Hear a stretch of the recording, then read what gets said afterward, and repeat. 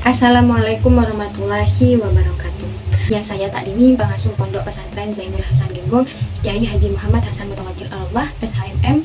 Yang saya hormati Bapak Dr. Abdul Aziz Wahab, BAMAG, selaku Rektor Universitas Islam Zainul Hasan Genggong. Yang saya hormati Kaprodi Pendidikan Guru Madrasah Ibtidaiyah Ustadz Firdaus Ainul Yakin MPDI. Yang saya hormati dosen pembimbing 1 Ustadz Khairul Anwar MPDI.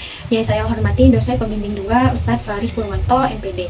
Dan tak lupa pula kedua orang tua saya. Saya Hilatul Jannah pada kesempatan kali ini akan mempresentasikan seminar proposal dengan judul Analisis Proyek Penguatan Profil Pelajar Pancasila dengan Media Cut Short Dimensi Bernalar Kritis di kelas 4 MI Al-Iman Keraksan. Oke, yang pertama yaitu latar belakang.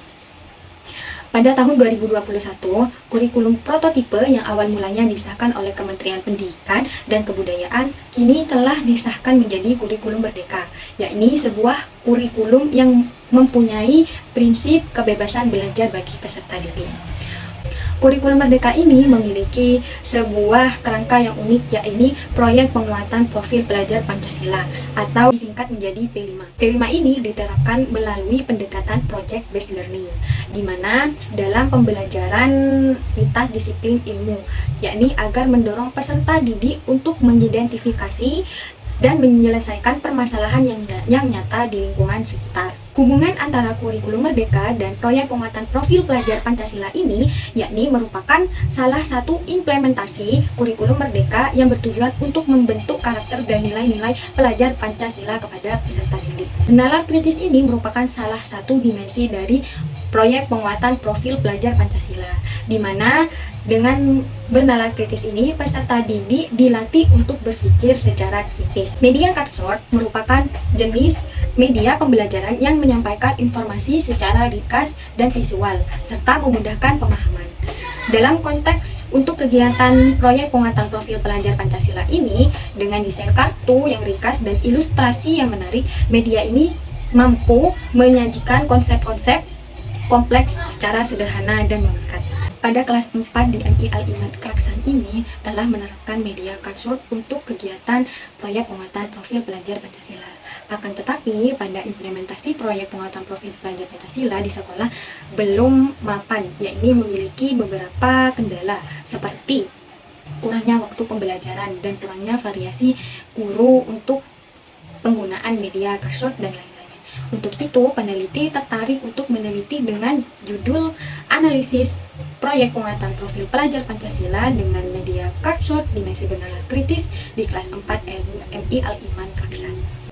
Alasan saya memilih objek penelitian di MI Al-Iman ini karena sekolah ini memiliki program pembelajaran berbasis proyek yang unik, dan juga sekolah ini memiliki penerapan keagamaan untuk siswa dan siswi, seperti sebelum memasuki kelas dilaksanakan sholat duha berjamaah terlebih dahulu, serta terdapat membaca surat-surat pendek, dan pada hari Jumat dilaksanakan membaca istighosah bersama.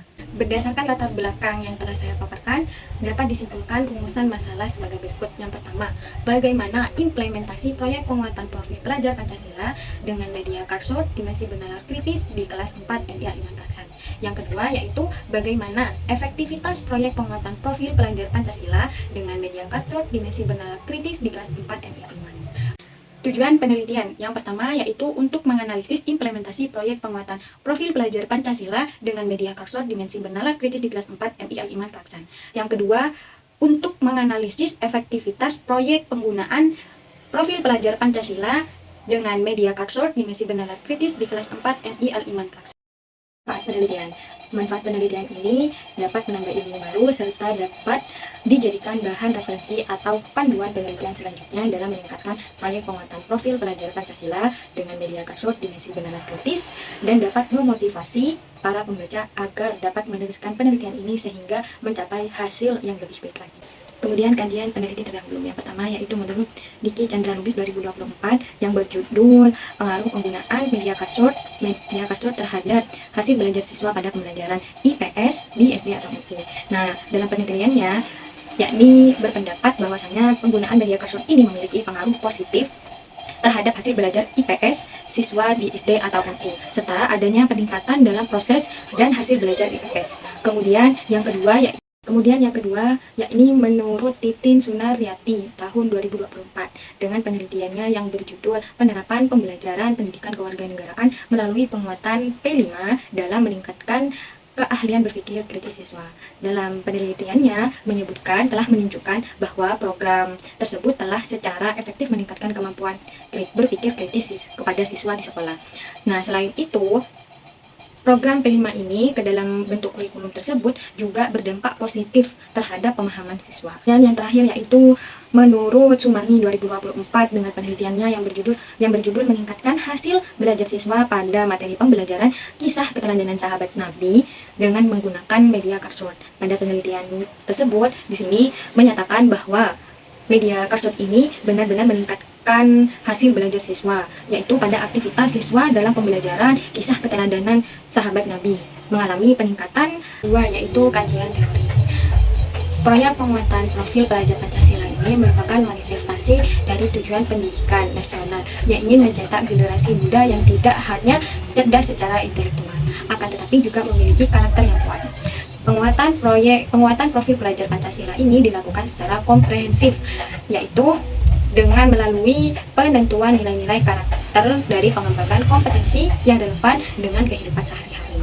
Proyek penguatan profil pelajar Pancasila ini memiliki beberapa prinsip, yaitu holistik, ialah pendekatan yang mengedepankan kejujuran, keterbukaan, dan sikap tanpa menghakimi. Kemudian yang kedua yaitu kontekstual, di mana prinsip ini sejalan dengan upaya mengintegrasikan pengalamannya sehari-hari. Kemudian yaitu yang ketiga berpusat pada peserta didik, di mana dengan menempatkan peserta didik sebagai pusat pembelajaran dan guru sebagai pusat fasilitator. Kemudian yang terakhir yaitu eksploratif, di mana P5 ini menawarkan fleksibilitas yang tinggi dalam perencanaan. Profil Pancasila sebagai seorang pelajar. Yang pertama yaitu beriman bertakwa kepada Tuhan Yang Maha Esa dan berakhlak mulia, di mana peserta didik harus bisa menunjukkan rasa syukur kepada Tuhan Yang Maha Esa. Yang kedua yaitu dimensi berkebinekaan global, yakni dimensi yang bertujuan untuk menjaga keaslian dan kekayaan budaya. Kemudian dimensi bergotong royong, di mana dalam dimensi ini siswa perlu memiliki kompetensi gotong royong yang tinggi, yaitu kemampuan bekerja sama secara efektif dan menyelesaikan tugas secara cepat. Kemudian yang keempat dimensi mandiri, di mana dimensi ini memiliki nilai penting yang harus dimiliki oleh setiap pelajar Indonesia. Yang kelima yaitu dimensi benalar kritis, yakni dimensi di mana pelajar memiliki berpikir kritis atau pandai dalam mengelola berbagai macam informasi. Yang terakhir yaitu dimensi kreatif, di mana dimensi kreatif ini ialah peserta didik mampu melahirkan ide-ide orisinal yang memiliki nilai guna dan manfaat. Bernalar kritis merupakan salah satu landasan penting dalam proyek penguatan profil pelajar Pancasila. Pembudayaan berpikir kritis ini sangat krusial bagi peserta didik, sehingga peserta didik dapat menyelesaikan permasalahan di sekolah, terutama dalam pembelajaran yang ada. Kemudian media Karsut. Media Karsut merupakan aktivitas belajar di mana yang menstimulasi siswa untuk berpikir kritis, menganalisis dan mensistemasis informasi dengan cara mengelompokkan kartu-kartu berdasarkan karakteristik atau konsep tertentu. Kemudian kekurangan dan kelebihan media Karsut. Yang pertama yaitu kekurangan media Karsut ini. Salah satunya yaitu dalam penerapan metode Karsut ini ialah proses pembelajaran yang cukup memakan waktu, yaitu terutama dalam pembuatan kartu-kartu materi. Yang kedua yaitu adanya potensi gangguan ketertiban kelas menjadi salah satu risiko yang perlu diperhatikan, seperti rame, seperti itu. Yang terakhir yaitu implementasi metode Karsut ini secara efektif membutuhkan alokasi waktu yang cukup signifikan. Kemudian kelebihan media Karsut ini, yang pertama yaitu implementasi metode ini sangatlah praktis. Yang kedua yaitu metode ini dapat mengkoordinasi jumlah siswa yang banyak. Yang terakhir yaitu persiapan yang dibutuhkan relatif sederhana. Kemudian yaitu metode penelitian. Metode penelitian yang diambil oleh saya pribadi yaitu metode kualitatif, di mana data diperoleh dengan dua cara, yaitu data primer dan data sekunder. Yang pertama data primer. Data primer merupakan data yang diperoleh secara langsung dari lapangan dan sumber asli atau dengan kata lain tidak melalui perantara. Kemudian sedangkan data sekunder merupakan sumber data yang tidak langsung diperoleh dari tangan peneliti. Pertama, analisis data yaitu melalui observasi, wawancara, dan dokumentasi.